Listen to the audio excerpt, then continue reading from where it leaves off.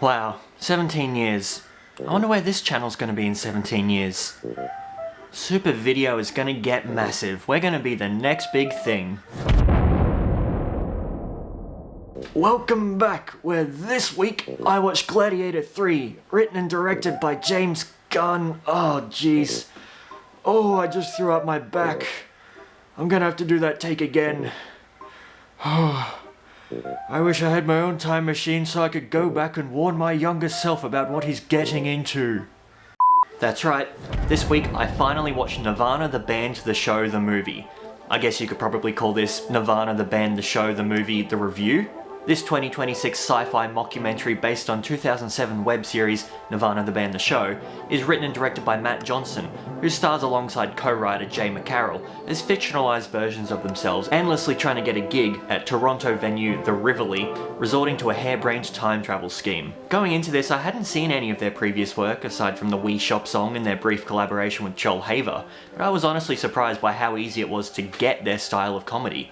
This actually works really well as an entry point, as you very quickly understand the rhythm of their humour, the commitment to bits, subtle visual gags, and the really effective mix of sincerity and stupidity. Obama! The improvisational nature of the film and their interactions with the public really adds to the comedy. Some of the funniest scenes came from the pair talking to completely unaware security guards and bewildered shop assistants. The very real dynamic between the two longtime collaborators is the film's biggest strength. Even if it's played up to the extreme for the film, it's still incredibly believable.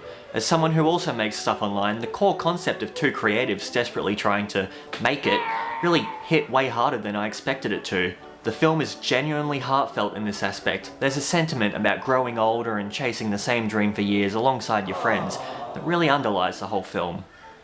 Sappy emotional stuff aside, I really also liked how the film riffs so heavily on Back to the Future, but it never feels like a straight up parody or a worse version of that film. The time travel element almost feels secondary, more like a vehicle to explore the relationship between the two leads, rather than the main attraction.